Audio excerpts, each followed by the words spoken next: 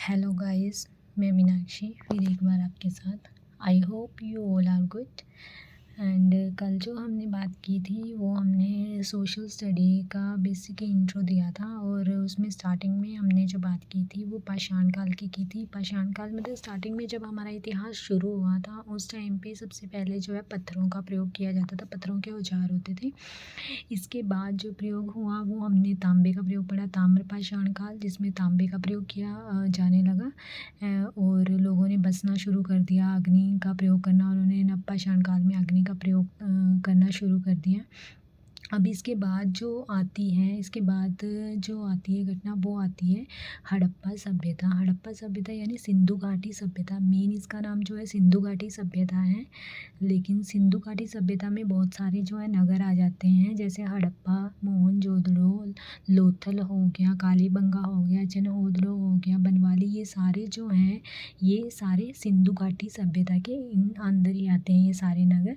और इसमें से जो सबसे पहला नगर जो खोजा गया था वो हड़प्पा था। इसी करके इसका नाम जो पड़ा वो हड़प्पा सभ्यता पड़ा, क्योंकि सबसे पहले जिस नगर की खोज हुई थी वो हड़प्पा था, इस करके इसका नाम हड़प्पा सभ्यता रखा। लेकिन अभी जो है बहुत सारे ऐसे पुरातत्वविद हैं, उनका मानना है कि सबसे प्राचीन नगर है जिसकी खोज सबसे पहले हुई है वो नगर है हमारा बिरधाना।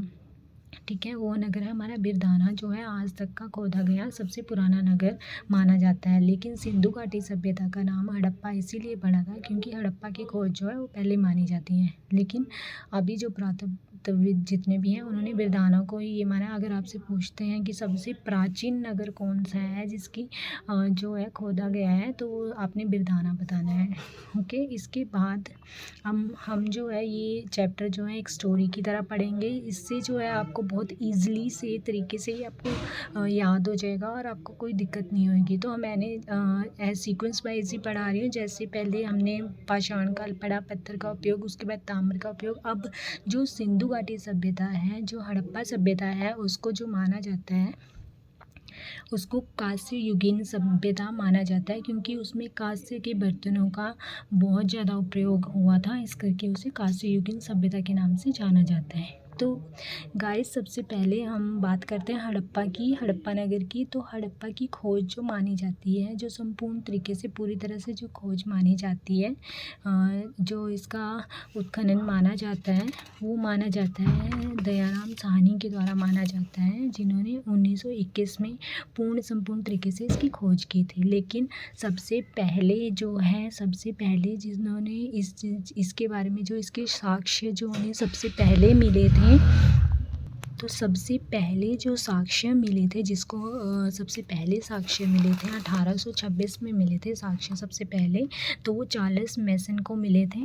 उनके गाइस सबसे पहले चार्ल्स मैसन को मिले थे, लेकिन उस टाइम पे इनको जो है इग्नोर कर दिया था ये सब चीज़ों को। इसके बाद जो है रेलवे लाइन बिछाई जाने लगी। उस टाइम पे भी बहुत सारे जो लोग हैं उनको वहाँ पे जब वो खुदाई करने लगे रेलवे लाइन की जब करने लगे, तो उस टाइम पे तो सबसे पहले जब वो रेलवे लाइन बिछाई जाने लगी 1856 में, आपको पता है रेलवे लाइन बिछी थी मुंबई से थाना पे जो गई थी 34 किलोमीटर। तो वो बिछाई जाने लगी तो वहाँ पे बहुत सारे लोगों को खुदाई करते टाइम बहुत सारी ईंटें मिली। वहाँ पे ऐसे ईंटें मिली तो उन्होंने बहुत सारे लोगों ने वो ईंटें खोद ली, और उन ईंटों का जो है बाद में जब 1921 में दयाराम साहनी जी ने इस नगर की खोज की थी, तो ये इस प्रकार का था कि पहले ऊपर ईंटें जो मिली थी, ईंटों के नीचे एक बहुत बड़ा शहर बसा हुआ था, एक तरह का बहुत बड़ा शहर बसा हुआ था। तो उनको ये पता चला कि वो उस नगर को उस टाइम पे जो है वो हड़प्पा जगह थी, इस करके उसे। और अभी तो रिसेंटली वो पाकिस्तान में है, लेकिन पहले वो भारत का एक हिस्सा होता था, लेकिन अब वो पाकिस्तान में है। ठीक है, तो ये हुआ। इसके बाद जो है हड़प्पा के बारे में जो मैं बताऊँ, ये कांस्य युगीन सभ्यता है, ये मैंने आपको बताया अभी। इसके बाद जो इसका कालक्रम माना जाता है वो C14 के अनुसार जो है 2350 से लेके 1750 ईस्वी तक का माना जाता है। C14 के अनुसार एंड इसकी सबसे बड़ी जो विशेषता है गाइस, वो सबसे बड़ी विशेषता इसकी मानी जाती है नगर नियोजन और जल निकासी। तो कहीं पे भी अगर कोई नगर होगा तो सबसे बड़ी विशेषता यही होगी कि वहाँ पे लोगों के घर कैसे हैं। हम जब भी कहीं पे जाते हैं, जैसे किसी भी पिंड वगैरह में चले गए, तो वहाँ पे हम देखते हैं कि घर किस तरह से बने हुए हैं, कैसे बनाए हुए हैं। तो रिसेंटली अभी तो मैं यहाँ पे रहती हूँ शहर में, लेकिन गांव के घर बहुत ही ज़्यादा अच्छे होते हैं। जब मैं पिंड जाती हूँ तो बहुत ज़्यादा अच्छा लगता है। वहाँ पे घर जो है बहुत अच्छे तरीके से मेंटेन होते हैं, वहाँ पे साथ साथ में होते हैं। और तो यहाँ सबसे बड़ी जो विशेषता है वो यही है इनकी नगर नियोजन और जल निकास की, कि उनके नगर न जो थे ना, वो बहुत ही बढ़िया तरीके से मेंटेन किए हुए थे। और इनसे अच्छे नगर नियोजन आज तक किसी भी सभ्यता में नहीं माना गया है। इसकी सबसे अच्छी विशेषता ये मानी गई है इनके नगर। तो इनके नगर जो थे वो इस तरह के थे कि एक तो ऊपरी भाग होता था जिसे कहा जाता था दुर्ग, और एक निचला भाग होता था जो आम ही होते थे नगर। तो इस जो दुर्ग में होते थे, इसमें बड़े बड़े पुरोहित जो होते हैं, पुरोहित वगैरह हो गए, जो बड़े बड़े लोग होते हैं, वो यहाँ पे रहते थे, इस दुर्ग में रहते थे। तो इसके चारों तरफ दीवारें थी, ऐसे मतलब प्रोटेक्शन थी इन सबको। एंड जो निचला भाग था नगर, इसमें ये आम ही था इसमें। तो इसमें आम लोग, आम जनता जो होती है वो रहती होती है। ये नगर नियोजन होता है। इसके बाद जो है जल निकासी की भी बहुत बढ़िया तरीके से जल निकासी का प्रबंध किया हुआ था, कि नालियाँ बनाई हुई थी पानी को बाहर निकालने के लिए, सड़कें बहुत अच्छे तरीके से बनाई हुई थी। सिंधु घाटी की जो हड़प्पा की जो सड़कें थी वो बहुत ही ज़्यादा अच्छी, और इसमें पक्की ईंटों का प्रयोग किया गया था घरों के लिए। ठीक है, पक्की ईंटों का प्रयोग किया जाता था। और जो मैंने अभी बताया ना कि जो ऊपरी भाग होता था उसे दुर्ग कहते हैं, और जो निचला भाग होता था उसे नगर कहते हैं। तो कई बार ये क्वेश्चन भी आ जाता है। इसके अलावा जो बताया जाता है इसके बारे में कि जैसे इस जो भी जितनी भी सभ्यताएं हुई हैं, अन्य सभ्यता में इतनी ज़्यादा सफाई वगैरह नहीं होती थी जितनी हड़प्पा के संस्कृति में होती थी। उन्होंने नालियाँ वगैरह जो है ईंटों और पत्थर से काफ़ी अच्छी तरह ढकी हुई होती थी, और ईंटों से वगैरह उसका प्रयोग किया होता था। तो कभी कभी चूने, जिप्सम, इन सब का भी प्रयोग वो करते थे। तो उन्होंने बहुत बढ़िया तरीके से नालियाँ बनाई हुई थी वहाँ पे।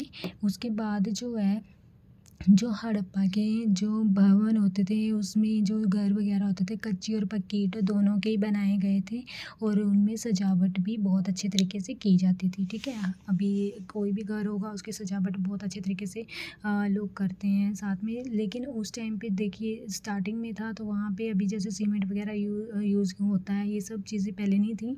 तो कच्ची और पक्की ईंटें उनका यूज़ करते थे। ठीक है, इसके पहले जो बताई जाती है पाषाण काल और ताम्रपाषाण काल, उस टाइम पे जो है मिट्टी के घर वगैरह उनका प्रयोग किया जाता था। इसके साथ ही जो बताया जाता है कि सड़कें जो थी वो कच्ची थी, लेकिन वो एक दूसरे को ना आपस में समकोण पे जैसे होते ना काटती थी।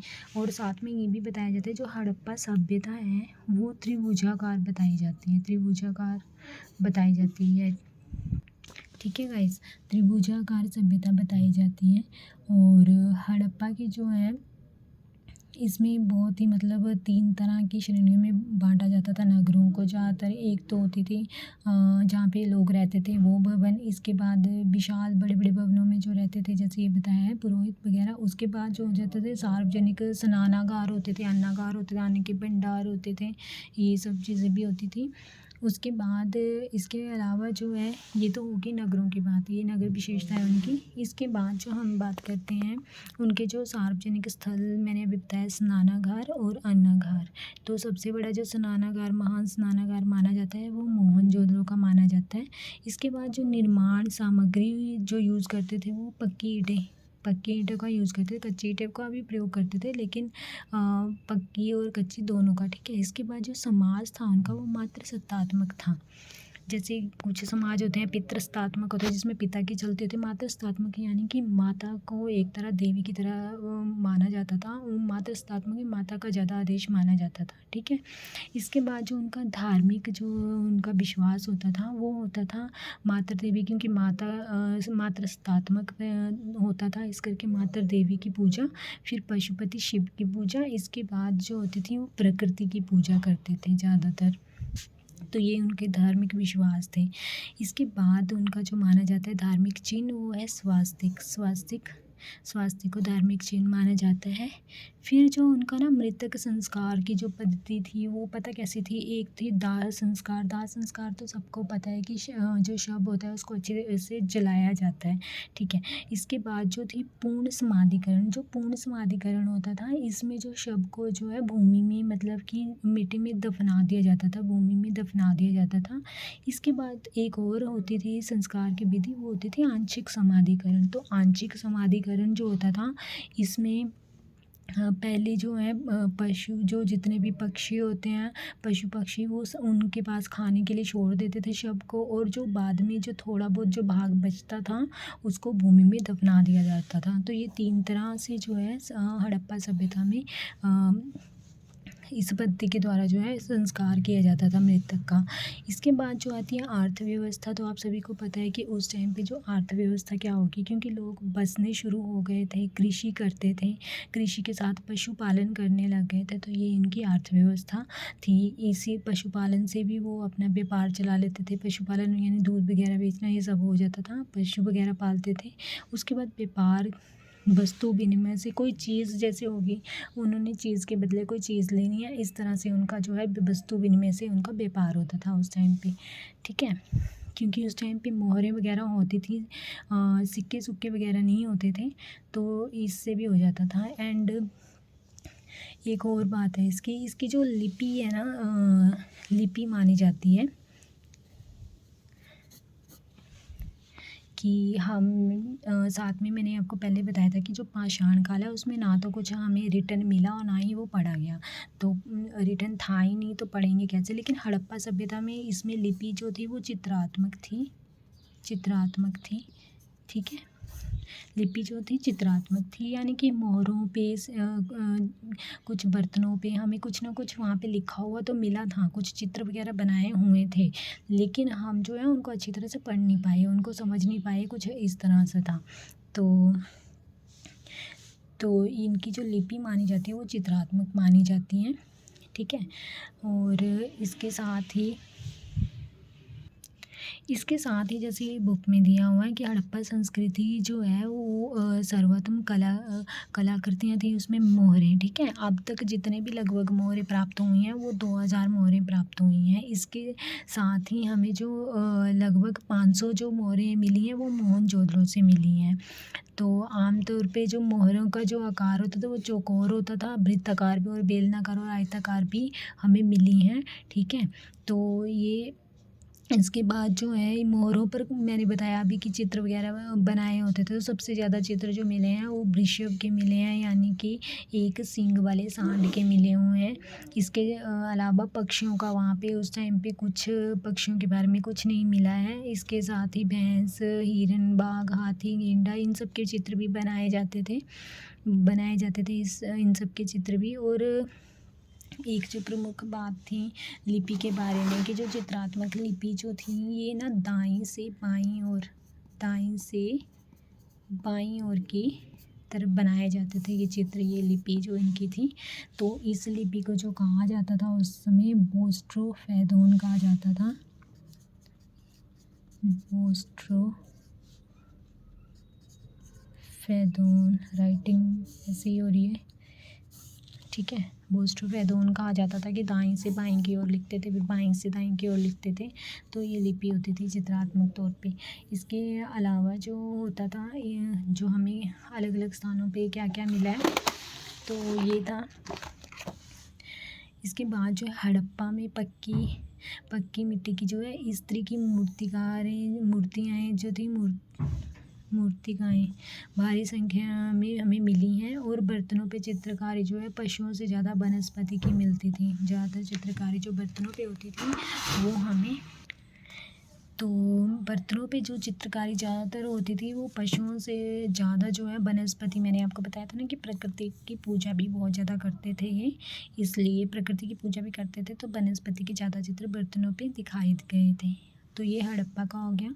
इसके बाद जो है धोलावीरा का नाम भी आता है। धोलावीरा भी एक नगर है जिससे कि एक वहाँ पे जो नगर का एक कुआं मिला था, एक दुर्ग में हमें कुआं मिला था। और इसके अलावा लोथल का नाम आता है। तो लोथल जो है कालीबंगा में, लोथल और कालीबंगा जो है इनमें हवन कुंड मिले थे, ये याद रखना। हवन कुंड जो है यज्ञ वगैरह जो होते होंगे, ये अनुमान लगाया गया है कि हवन कुंड मिले हैं, तो यज्ञ वगैरह करते होंगे उस टाइम पे ये। और लोथल को जो है एक बंदरगाह भी कहा जाता है, ठीक है, मुख्य बंदरगाह भी माना गया। और लोथल को ही जो है मिनी हड़प्पा भी कहा जाता है। ये सभी बहुत अच्छे से याद रखिएगा कि जो मिनी हड़प्पा किसे कहा जाता है, लोथल को कहा जाता है। इसके अलावा कालीबंगा में जो है तांबे के औजार मिले हैं, हथियार मिले, मूर्तियाँ मिली हैं, फिर तांबे के काले रंग की वहाँ पे चूड़ियाँ भी मिली हैं। अभी बंगा से ही आप ऐसे याद रख लीजिएगा, कालीबंगा यानी कि बंग कहते हैं ना पंजाबी में चूड़ी को, तो कालीबंगा यानी वहाँ पे कहा, जहाँ पे भी आपको ये आए कि चूड़ियाँ वगैरह कहाँ मिली हैं हड़प्पा में, तो वो कालीबंगा का नाम आएगा, ठीक है। इसके बाद जो आता है वो मोहनजोदड़ो का नाम आता है। मोहनजोदड़ो को ऐसे इसका अर्थ होता है मृतकों का टीला। तो मृतकों का टीला, और यहाँ पे जो है महान स्नानागार मिले हैं, ठीक है। तो इसको ऐसे याद रख लीजिएगा कि जब भी किसी मतलब मृतक के शव यात्रा पे जाते हैं, उसके बाद आके जो है स्नान करते हैं, घर आके स्नान करते हैं, तो इस तरीके से याद रख लीजिएगा इसको। मोहनजोदड़ो यानी महान स्नानागार यहाँ पे मिला है मोहनजोदड़ो में। फिर मोहनजोदड़ो में जो है सीप और लोथल में हाथी दांत के पैमाने भी मिले हैं। तो ये गाइस आपको याद करने पड़ेंगे थोड़े बहुत। और तो ये हो गया इतना हड़प्पा में जो है मूर्ति। और साथ में मोहनजोदड़ो में एक नृत्य करती हुई नर्तकी का चित्र भी मिला, मूर्ति भी मिली हुई है नृत्य करती हुई, ठीक है। तो ये हो गया।